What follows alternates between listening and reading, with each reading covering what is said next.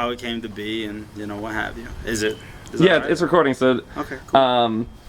maybe you can just go ahead and explain the roles of the different people, Martin, Joe Bob, yourself, who had what control, who did what, and later on.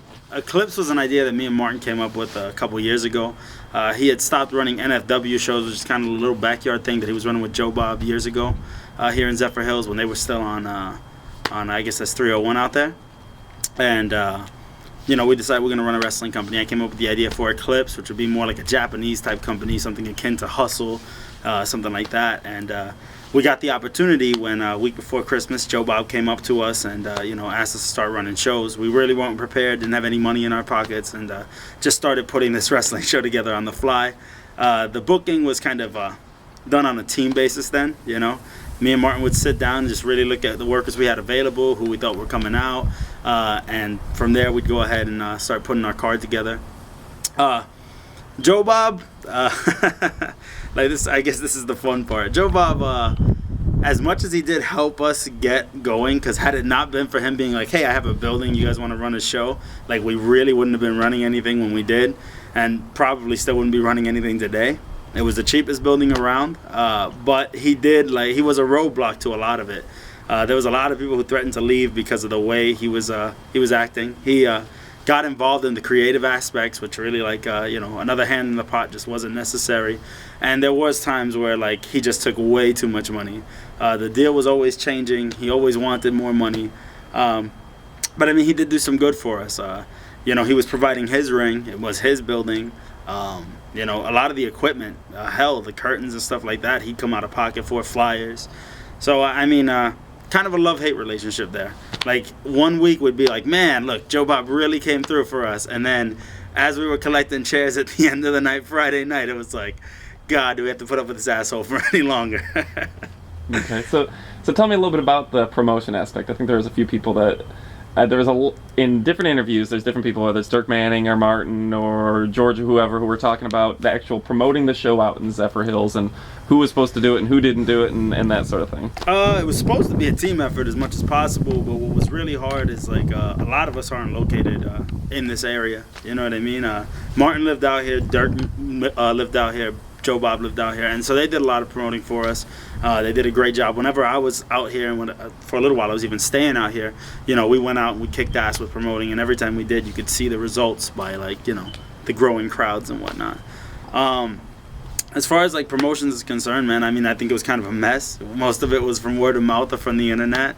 And we had a loyal fan base, but it really, I don't think it was as big as anybody really wanted it to be. There were weeks when it was just like, wow, you could see this thing growing, and then it just kind of died down, and it'd be the normal 30, 40 people out there that came every week anyway, regardless. So it was supposed to be divvied up, and it really just fell on the shoulders of a couple of guys, and after a while, I think it started to mount on them, and you could see they kind of had a hesitance to go ahead and do all the work for everybody else. Okay. Can you tell me about how the name PWE came about? Eclipse, like I said, and PWE, everybody likes to call that. Martin likes to call it that, but the original idea was it was just Eclipse. I'm a big fan of Japanese wrestling, and so I was watching a lot of Hustle and Dragon Gate and stuff like that, and I loved how they just had these one-name promotions, you know what I mean, and or Chikara even, and so I was like, what if we just called it Eclipse? And I was always running around calling it Pro Wrestling Eclipse, just so people didn't, confuse it with gum or cars or whatever else is named Eclipse. And I guess it just stuck. People started saying PWE, people started chanting it, the boys started calling it, and after a while I just kind of threw my hands in the air and said, what the fuck, it's Pro Wrestling Eclipse, whatever. What about the spelling and the capitalization on the Eclipse? Again, I was sitting down one day at work when I should have been doing something else, and I was just dreaming up this idea, and we had been talking about it for a little while, and obviously I didn't want it to be like everything else. I didn't want to have the C in it, and a friend of mine and me were talking about it, and he drew up a rough sketch, and I was like, that's perfect. And it just kind of stuck. I showed it to Martin, and after that, he was sold on it, and we decided to run with it. Okay. And whenever you can, if you'll rephrase kind of the question or whatever you're answering, that way I can cut myself out of the video so it's more about you and less about me. Okay. can you tell me about the hybrid championship, either the lineage of the title or what the idea was behind it, and some of the matches, anything you want to talk about? That's another idea that we have been talking about, like as far as the hybrid division's concerned. Right? That was an idea we have been talking about for a little bit. Again, I love Japanese wrestling, and I wanted to do something that was either based on age limits, kind of like they do in Japan with like the Young Lions stuff, or something that just totally defied conventions on like lightweight wrestling. Obviously I'm not a lightweight per se, but you'd see me competing up there, and it was the kind of wrestling that we were all watching at the time. We were watching stuff from Jersey, and there were these bigger guys doing these littler guy things, and so we decided, what if there was a competitive branch where even these bigger guys can go out and kind of do it, kind of like the X Division. We did kind of rip that off, the early idea for the X Division in TNA, and just decided to start running with it.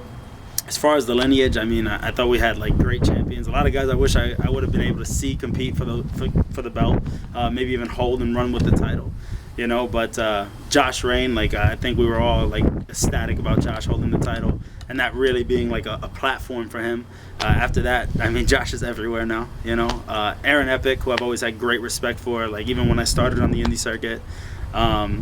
Me holding it, I don't know how the hell that happened, but it was a good run. It was a lot of fun, man, and just an idea that we decided to come up with that really stuck. There was a lot more rules to it than I think people were aware of. At first, Martin in his old company had a title he called the International Intensity title, I2 title. And I think he meant I squared, but whatever. It was the I2 title.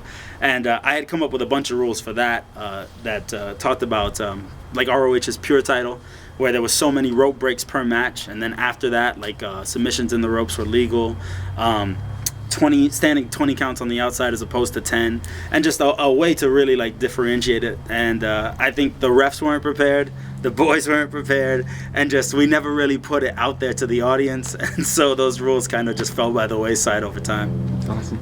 Can you tell me about why the hardcore title? What's the name of it again? Sorry. That's funny. The ultra violent title. Sorry, yeah, I keep forgetting, but the ultra violent title. Can you tell me why it was? Because I asked a lot of people about that title, and then I guess I didn't even realize as a fan that it had been kind of combined with the heavyweight championship. Can you talk about that? So, in regards to the ultra violent title, there's a lot of controversy. Martin really wanted the title, and he thought we had the guys to work the style, and there were a few guys. But that first match, I kind of felt like it was a title that could kind of go either way. And after like the performance of that first match, Dagan Lee had gotten hurt that match, and we were supposed to put the strap on him. Pretty Fly had won the title, and he was supposed to be leaving in a couple weeks. There was a kid who came down from Jersey who worked for it. It was just kind of god awful, and that match was just like a clusterfuck from beginning to end. And I said, they really tried to sell me on this idea of people want to see hardcore wrestling, people want to see people die, and they want to see it all the time, every week, And I really wasn't sold on the idea, but I said, sure, if we can get something like what CZW does to kind of like broaden our horizons, sure, I'm cool with it, I'm game. And then we put it on Mandrake, who's known as a hardcore wrestling, and this is probably more our fault than his, but he was never in hardcore matches, like we didn't have the money to buy the gimmicks for it. We weren't paying him enough to go out there and gig and die all the time, and it kind of like fell by the wayside to me. So there was some ruffling in the booking, and Martin needed to take some personal time off, so I took over booking full time. And one of the decisions I had made was that we were going to combine the hardcore or the ultra violent title, and the world title. Biff was supposed to work Michael Patrick that night, and Mike Patrick just took off 10-15 minutes before his match, storming off about the finish. And so I decided, well, we have Eddie Brock and we don't have Jay Brock, so let's put Eddie in a match with Biff and see what happens. We'll have Eddie drop the title, and then he'll start a single run from there. Well, Biff really likes titles, and I don't know if it comes off as such, I don't know if it's apparent, but for him, the prospect of unifying the titles kind of became this idea of holding two titles. And him getting to walk around with shiny things, I think, was more than he could pass up. And so after he won that match, I don't think the titles were actually broken up, but they just kind of moved with whoever became the new world champion after that. Okay. So yeah. Okay, no, that's perfect. Because yeah, actually, as I started to put together the documentary, I didn't realize what happened with the Ultraviolent title. Because when I got there, it was already gone. And I was like, oh yeah, the Ultraviolent, you need to talk about that and talk about the Mandrake matches. The Mandrakes are just talking about it for quite a while. And then I was like, I need to do my research on this. What's the story behind this? Well, just to kind of put a cap on it and what have you, like we started trying to get smarter booking going and not just to do things just to do things. I mean, we did enough of that with the hybrid division, but like hardcore every week, I just thought kind of like started to bore the crowd and they started to resent it almost. Like, why are you trying to push this down my throat? I'm really not buying it. And like watching the O'Toole Simon Says feud, like you could really tell that there was something important going on there. There was blood, yeah, there was violence, but it was all leading to something, or it was culminating something, and I was really trying to use that aspect in the booking all the way across the board. So, as opposed to, hey, we have one guy who's going to go out there and fight hardcore every week. What if we built up a superb feud, and then we go ahead and we throw a ladder in.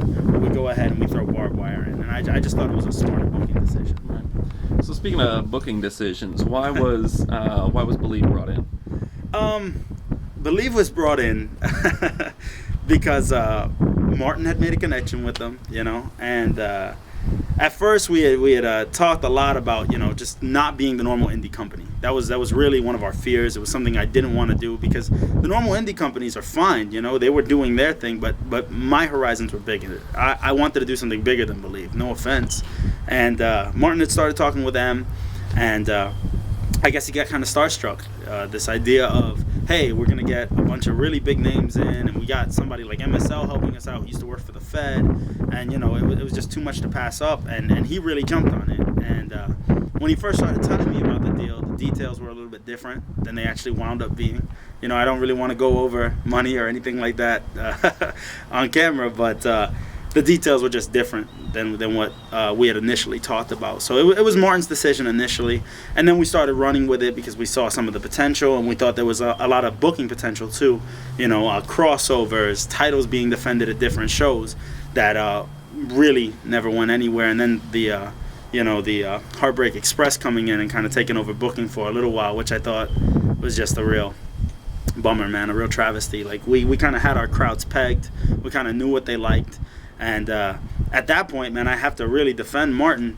The booking was being split between Sean Davis and Martin. And Martin was coming out with these great ideas, And those matches went over, superb. And then Sean Davis would come up with something, and we'd run with it because we told him we would. We told him we'd give him some time to try things out.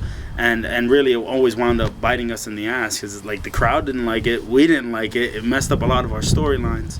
And I really, towards the end, I think a lot of people started to feel it too, like the politics and how it was affecting the guys who were here busting their ass every week, as opposed to these guys who were being given these spots just because of like their name recognition. When no offense to any of those guys, they're great workers, but like frankly, they're not like these superstars that we really had to tear down our entire product for. I think just in talking with people, particularly last night, I talked with what was called the FWE group, the Simon and Aaron and Bobby Fonta and a few of that crowd. Biff and all those guys came at the same time. And they all seemed, if there's probably a better word, but a little bit bitter just about, we worked here, we tried so hard, and then the Believe guys all got put over above us. Well, like, one thing about that entire crew, the FWA crew, if you will, like, and we talked about this extensively, is they were like my crew, who we call the Arbandale crew. It was a bunch of guys that wouldn't be given a shot by anybody else because, like, of their size or because of where they were trained or who they were trained by, And yet these guys were all phenomenal workers. And when I say the Arbandale crew, it consists mostly of myself, Dagan Lee, Michael O'Toole, Josh Rain, for a little while, Juvie D, while he was still around. But guys like that had, Eddie Brock and Jay Brock, I don't want to forget them. But we all came up together, and like this was kind of an outlet for us. Like, man, look at what we can do. We belong up here with the top indie talent, and eventually, it was great to see Simon and those guys and our guys, working alongside like guys like Jarrell Clark, working alongside guys like Puma, and I think it was just kind of sad that all of us got pushed to the side for the Believe guys, who I guess you could say had bigger indie names than us, but definitely didn't have the same buzz, and I don't think had the same work ethic. Like, they just didn't work as hard as both of those groups. So, you can answer this question with a different answer than everyone else, but I want to give you. It seems like the video is leading one way. Is when I ask people who were the people that really benefited most from PWE, and the name that the first 7 people said in a row was Josh Rain really benefited because it made his career. So you have 2 options. Pretty much I've just renamed the chapter to Josh Rain, but you can either tell me about other people that benefited, or if you just want to take a minute and just talk about Josh Rain and how PWE benefited him. Well, something that really pisses me off, because it still comes up today, PWE's talked about like a joke. Hang on one sec, sorry. I was talking over you, so if you just want to start over to her. Okay. Go ahead. In regards to PWE, a lot of people talk about it like it was a joke. They shit on it. The boys still to this day like, oh, this is a PWE-sized crowd. When, really, for a weekly show, we were pulling pretty consistently. Like, even if you look at the weekly shows that are running now, not to mention any names, we're still outdrawing them. People shit on it, but it springboarded a lot of people. Just from doing the Eclipse shows, I was getting booked, everywhere. Josh Rain was absolutely getting booked everywhere. But even guys like Simon, Biff, Bobby, they were doing their shows here and there, but a lot of people didn't want to take risk on them. Simon, who's like this incredible mouthpiece, but also a phenomenal wrestler, people just kept seeing him as a manager. Oh, this guy needs to be on the mic. This guy needs to be on the mic. And, health concerns notwithstanding, like, we were one of the first companies that was really like, no, let's give this guy a go and let's just make him this ginormous, gigantic heel, and I think that it did wonders for Simon. I think it did wonders for Bobby, who I think was so underrated, and just a plethora of other guys, and I'm sad that we don't even have that springboard anymore. I think that's one of the hardest parts for me, to see these young undiscovered talents who have to fight their way through an indie scene that's loaded with politics. It's all about who you know. And if work ethic is any proof, then the guys that were springboarded from that, should have been, on top 3-4 years ago, instead of having to, really mark their own territory and fight their way into other shows. Okay. The last question that I have kind of pre-staged for you is if you can, and then you can just talk about whatever you want, but can you talk about kind of the behind-the-scenes leaders other than the obvious ones, kind of? Well, there was I think this might be one of the biggest reasons for the downfall of Eclipse, I'll be honest, that behind the scenes, there was a lot of hands in the pot at different times and for different reasons. And I think a lot of bickering, and myself not excluded from this. We made alliances and different people were brought into book, and a lot of times I think it really hurt us. For a little while, Aaron Epic was helping with the book. For a little while, we had Michael O'Toole helping with the book. For a little while, we had Ray Snow helping with the book. And it was always just these different people being brought in, and it really got away from Eclipse's initial vision. And I think there was a lot of people who were in everybody's ears. You know what I mean? George Martel, case in point. Everybody wanted some say in how we should have run this company, when I think really from the beginning, me and Martin should have just put our foots down and said, no, this is how we're going to run things. And then any internal disputes should have been, settled amongst ourselves. I think a lot of the reason for the success of the product was we have very different viewpoints on wrestling. I do like the Japanese product. I do like, indie wrestling. Martin, for the most part, does like, WWE and old WCW. And so, when you put those two together, you got a big show, you got big, fantastic storylines, and you had, hard-hitting, high-flying action. And I think those two elements combined made for great wrestling, and everybody else, coming in, there was just way too many chefs in the kitchen. And I've actually... The common answer I got was, and people actually use the term, too many hands in the cookie jar got used by 3 or 4 people. So yeah, I think that's... And people trying to put themselves over. Yeah. I mean, let's be honest. There was guys who tried to use this as a way to get their guys over, get their friends, in positions, put belts on themselves, and it just really, kind of... At the end of the day, you're just like, oh, wow. Yeah. Was I just taken for a ride? And it happened more than I'd like to admit. Yeah. Well, I've got 20 minutes of footage, and I've got, it's hopefully going to all boil down to about an hour and a half. So, there's going to be stuff that I can use and stuff that I won't be able to use. But you have just kind of the forum to talk about anything you want right now. Okay. If there's anything else. Yeah. No, like, so let me ask you, what's the, what kind of is the story you're telling behind Eclipse? Right, I guess. Yeah, I'm trying not to tell any story particularly. I'm just trying to give the history. So, there's different chapters. One chapter is just going to be different people talk, kind of everybody's little segment about the leadership of PWE. One's going to be the like I said, the Michael Toole, Simon Says feud. One's going to be the Gangstas and the James Boys feud. One's going to be how Believe came in. One's going to be kind of just about what I termed the PWE originals and bringing in the FWE guys and how that affected the product. One chapter is going to be I'm trying to think, what are the other ones? Let's see, the leadership. Did you go the why it doesn't run today is another chapter. Okay. You know, and if you want to talk about that one, you can. But it's essentially me asking a question and hearing 10 to 15 people give a minute or so of what their answer is. Right. So, well, did you go over at all like the controversy about the heavyweight title with Jude? I don't know if you were here for that. No, it was before me, so I haven't really asked about it. And I haven't got a chance to interview Jude. So, well, like it was kind of a mess. It was the day Biff won the title. Mm-hmm. We were running this angle between Jude and Torture.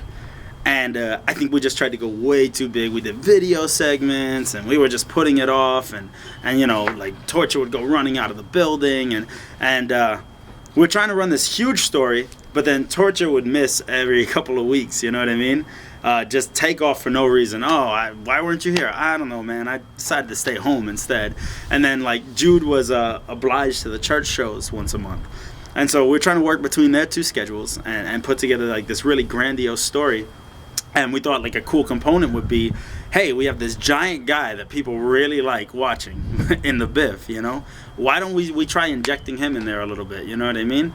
And we had planned this segment out where Torture's out there with Jude.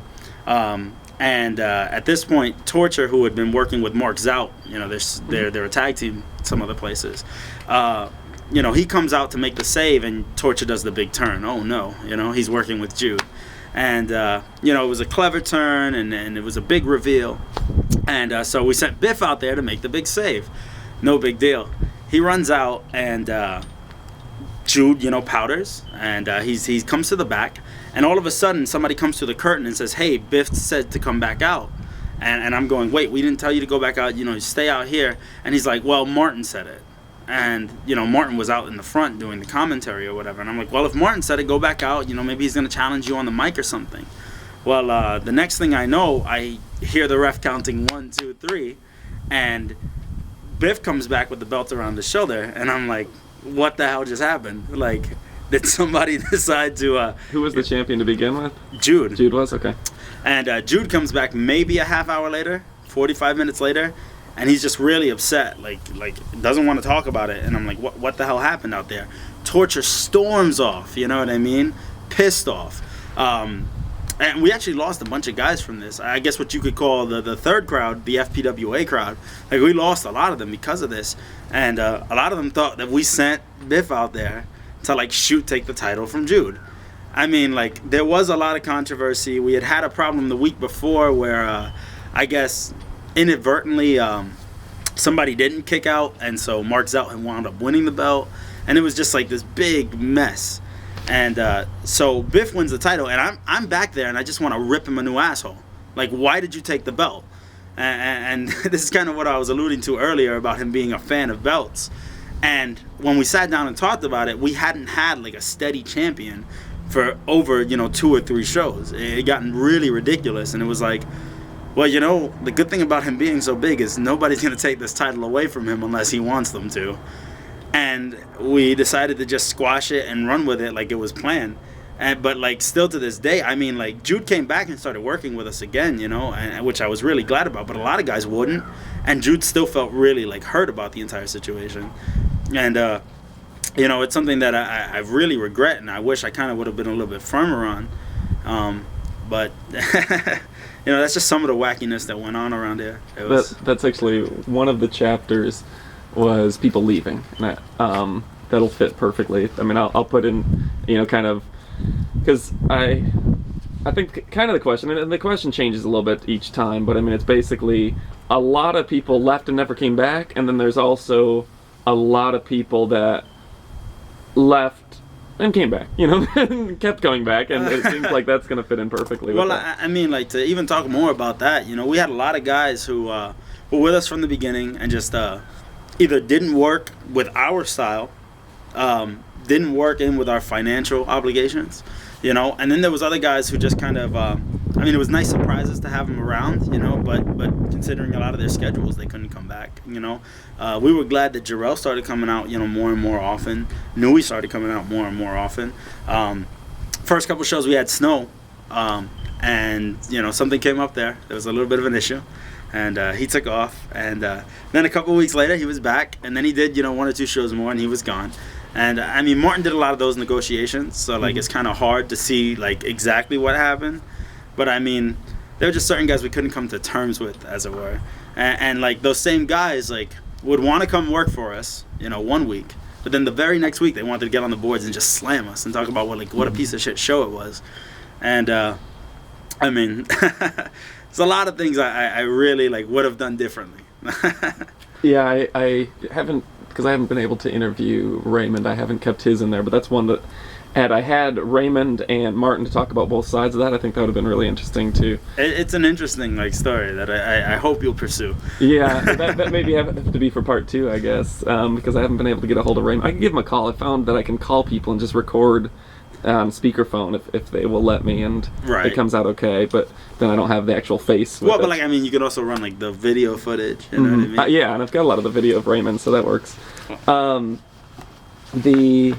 And you don't have to, we can stop the camera, I won't put this on here, but just out of my own curiosity, you know what happened with Jason Sane and Carrie? And we can not put this on if you want. You can leave it on. You can leave it on. I'm not ashamed to talk about anything, Carrie was up here and she was a big help, everybody up here thought she was really cool, and her pictures were phenomenal. I've seen a lot of pictures of her. That she's taken. Your wife's right, man. No, and we all thought she was a great help, and she was really cool people, and I don't know what was happening between her and her husband, but there was obviously some kind of discrepancy, and we were up here all the time, because it wasn't just that we were here on Friday nights.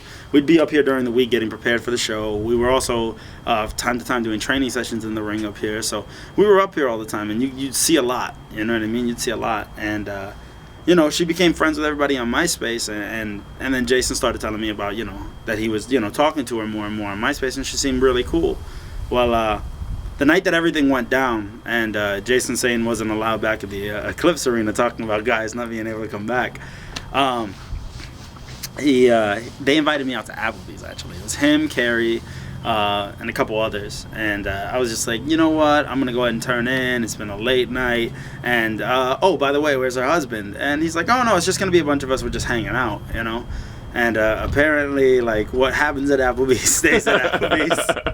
And I get a call the next day from a couple pissed off people, one being Bob, another being Martin, hey, they don't want Jason Sane back at the arena.